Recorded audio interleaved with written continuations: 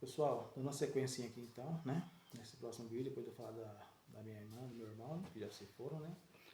E vou falar um pouquinho agora sobre meus pais, meu pai e minha mãe. Meu pai aos 45, minha mãe aos 53 anos, né? É a questão espiritual que envolve tudo isso. A minha irmã, como eu disse, ela tinha uma espiritualidade avançada, porém não se cuidava e isso exigia que ela fizesse e era exigido dela que ela se tratasse espiritualmente.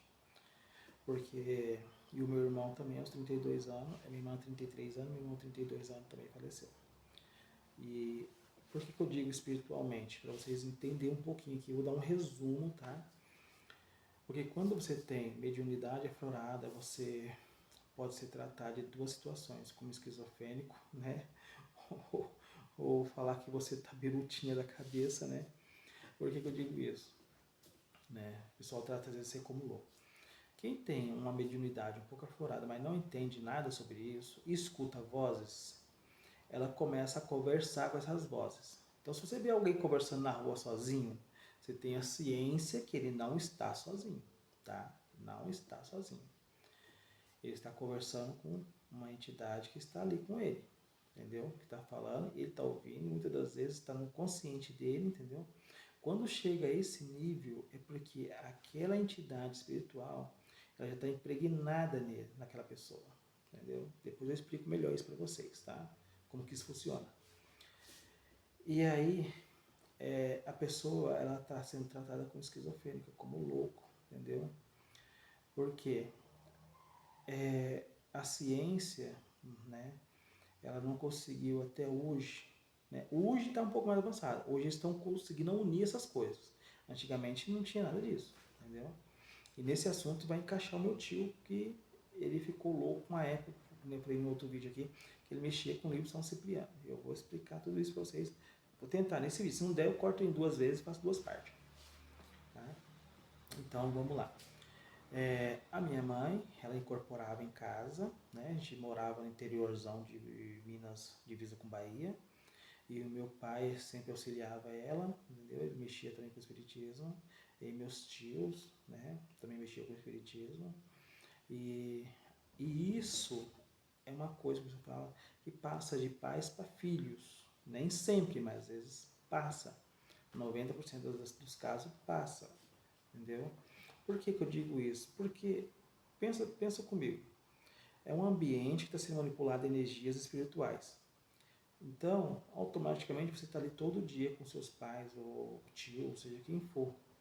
Você acaba presenciando, observando e aprendendo. Se você está aprendendo, você está evoluindo. Então isso passa inconscientemente ou às vezes isso vem no DNA, entendeu?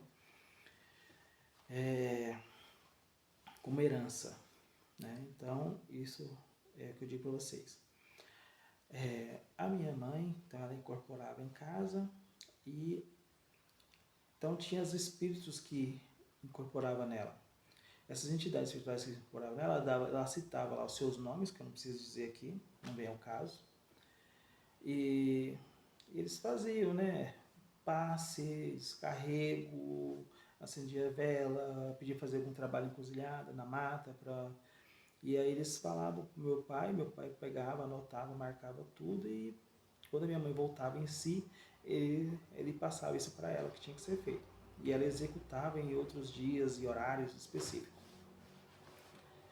E eu não gostava daquilo, ver a incorporação na minha mãe, ela se torcendo, se jogando, isso, aquilo, outro, entendeu? Eu não curtia.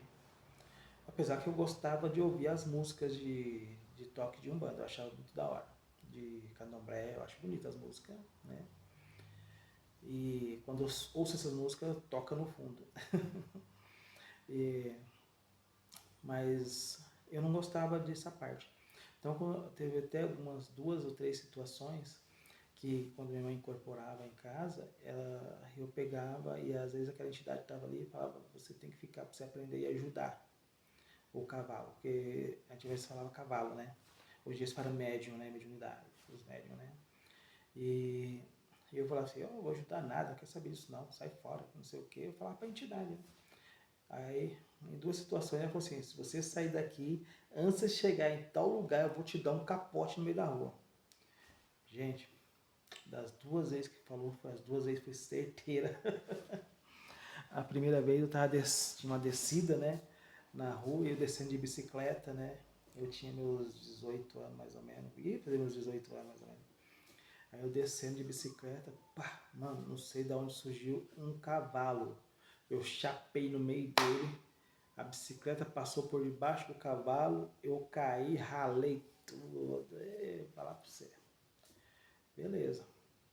Aí voltei embora todo ralado. Ele falou assim: da próxima vez vai ser pior, viu? Você vai ser desobediente. Eu falei assim: agora que eu não ajudo mesmo. Era um molecão turrão ainda, né? Aí beleza, numa segunda situação, né? Eu sabia que a minha mãe ia começar os trabalhos e tudo, né? Aí eu peguei e saí de casa uma meia horinha antes dela começar a incorporar, né? Aí, cara, eu desci de bike e tudo, né? Isso foi uns 4, 5 meses depois do primeiro capote. Aí desci de bike e tudo, tô lá de boinha, conversando com meus amigos. Gente, vou falar pra vocês, não faz sentido. Saiu uma porcaria de. Oh, desculpa. Saiu uma vaca do nada.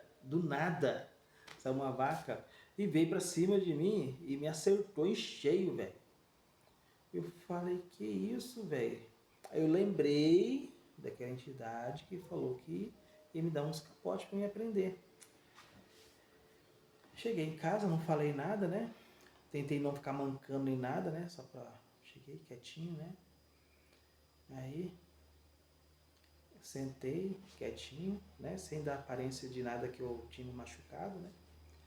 Aí ele olha pra mim e fala assim: voltou, né? Depois de tomar um capote, eu falei que ia te dar mais um, né? Ou você aprende ou você vai apanhar até umas horas. Aí eu falei: você que sabe, eu tô nem aí. Aí, ó pra você ver. Eu tomei o capote na rua, cheguei em casa, não falei nada e ele veio me cobrar, né? E ele tinha feito aquilo. Daí, passado o tempo, né? Passado a minha raiva, né? Daí eu passei a conversar com ele. É porque você precisa evoluir, aprender, né? E você tem um dom bom e você tá jogando fora, tá perdendo tempo. Só que eu era moleque, queria saber de bagunça, não queria saber de nada e tudo que eu via me incomodava, né? Das visões que eu tinha e eu tentava. Eu fazia um monte de merda na vida, entendeu, gente? Porque eu achava assim, quando você é uma pessoa chata, ruim, ignorante, essas coisas, você não tem dom espiritual, mas é o contrário. Por mais que você seja uma pessoa, você é uma pessoa, na verdade é o contrário, não faz diferença. Se você é uma pessoa boa ou uma pessoa ruim, você vai ter o dom do mesmo jeito. O que define esse dom é o que você vai fazer com ele. Vai usar ele para fazer maldade para os outros, vai usar ele para fazer o bem para os outros, ou você não vai usar ele para nada. Eu não usava para nada. Eu não usava para nada realmente. Então, essa era a minha realidade. E aí eu fazia um monte de merda, passei a usar droga, pra ver se esse negócio sumia, não tinha mais visão de nada, essas coisas, sabe? Essa de beber, gandaiar, bagunçar, zoar, sabe? E nada disso adiantava. Pelo contrário, ficou pior ainda. Muito pior. Porque daí se eram entidades do bem que estavam do meu lado, que queria que eu evoluísse, passou a ser as outras entidades que queria que eu me afundasse. Aí a coisa ficou ruim. Aí a coisa ficou feia. Entendeu? Por que eu digo para vocês que a espiritualidade faz diferença, entendeu? Na vida espiritual e na vida normal, no nosso dia a dia, entendeu? Porque quando você está numa situação, né, que você está ali orando todo dia, quer seguir o caminho certo, correto, e vai crescer, quer evoluir, quer tudo, só entidades de luz estão do seu lado, te protegendo de tudo, coisa ruim, afastando tudo. Quando você está na zoeira, na bagunça, é só entidades ruins que gostam de beber, de usar droga, sugar sua energia, te afundar, jogar no fundo do poço. E então eu passei por essas experiências aí que não foram muito boas não, garanto para vocês. E nesse tempo a minha saúde também foi lá para baixo. Foi horrível, fiquei ruim, ficava doente fácil, para recuperar era difícil, né? E aí A minha mãe, com o passar do tempo, ela foi desistindo de mexer com mediunidade também, não queria mais incorporar. Foi no centro espírita, pediu para fazer um fechamento de corpo, né? Que daí a gente fala fechamento de corpo, mas na verdade é fechamento de chakra, né? E vou explicar melhor para vocês entenderem isso num outro vídeo, tá? Que daí ela passou a não ver e nem incorporar mais, entendeu? E aí eu explico também como que eles fazem isso, né?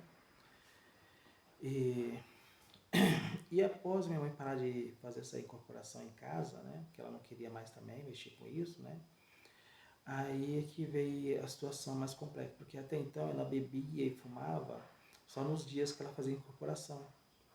E o meu pai bebia, mas não era uma coisa assim diariamente, era uma coisa mais fim de semana só. E aí ele passou a beber meio de semana, a semana inteira, todo dia, direto. É como se enquanto eu estava dando o que algumas entidades estavam querendo, entendeu? Naquela incorporação ali em si, entendeu? Ele, eles tinham um controle, parece que depois que eles parou, parece que descontrolou tudo a vida deles. Tudo deu ruim, tudo dava ruim, saúde, tudo. Então era complicado, foi complicado para eles. Até o desencarne do meu pai aos 45 anos e minha mãe aos 53.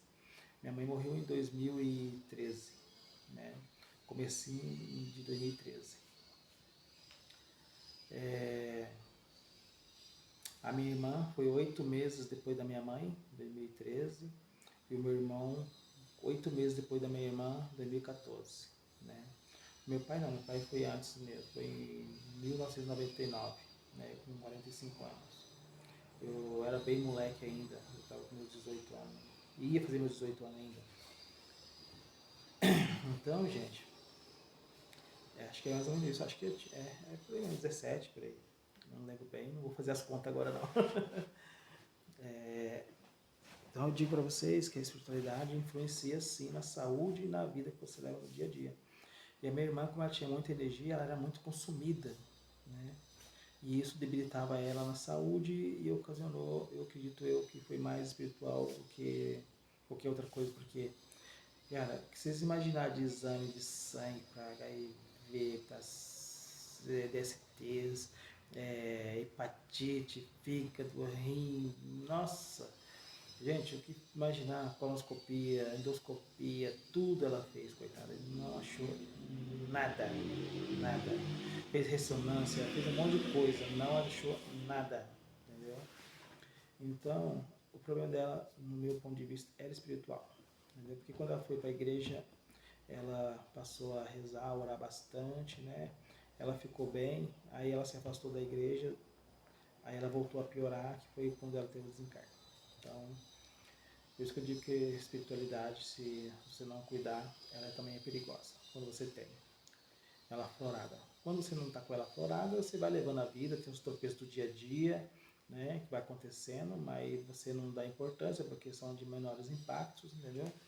Mas você tem os tropeços sim, tá? Mas para quem já tem a mediunidade aflorada e não cuida, aí acontece o que aconteceu. O meu irmão é a mesma coisa, ele incorporava, do nada ele estava conversando com ele e incorporava, entendeu? E aí muita gente falava que dava o diabo no corpo, não sei o que, isso, aquilo, outro, e era sempre essas coisas.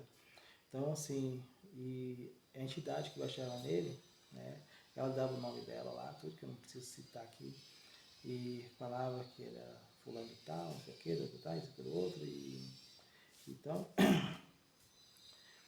e interessante assim que tempos antes, tipo meses antes dele morrer, né, aí pô, veio ficar aqui em casa um mês, né, aí ele falou assim, Carlito, posso ficar morando aqui um tempo na sua casa? E isso, na verdade, foi antes dele ir trabalhar nesse sítio, que é onde ele estava com meu irmão e o outro amigo nosso lá. Ele morava numa casinha que ele tinha comprado um terreno, tinha feito a casinha para ele lá. Aí ele falou assim, cara, posso ficar um tempo aqui na sua casa? Porque ele falou assim, olha, tá acontecendo isso e isso lá em casa. E aí toda noite eu não tô conseguindo dormir, porque acontece isso e isso.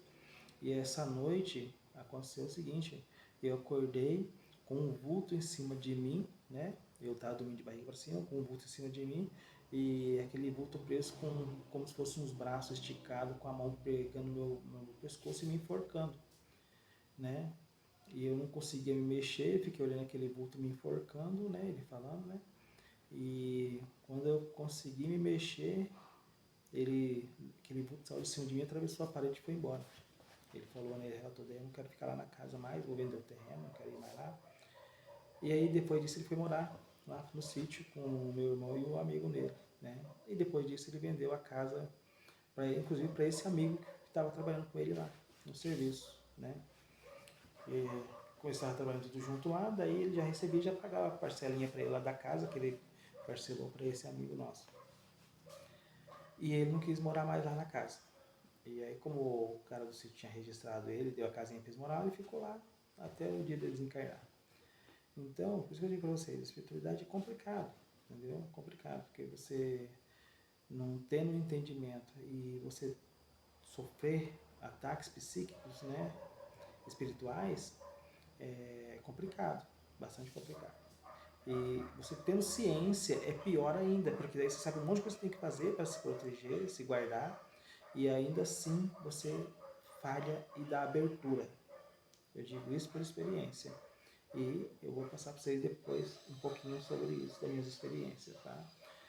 E eu vou segurar esse vídeo aqui, que já está em 16 minutos, para não ficar mais longo que isso. Mas eu vou gravar mais um aqui agora na sequência, já, tá?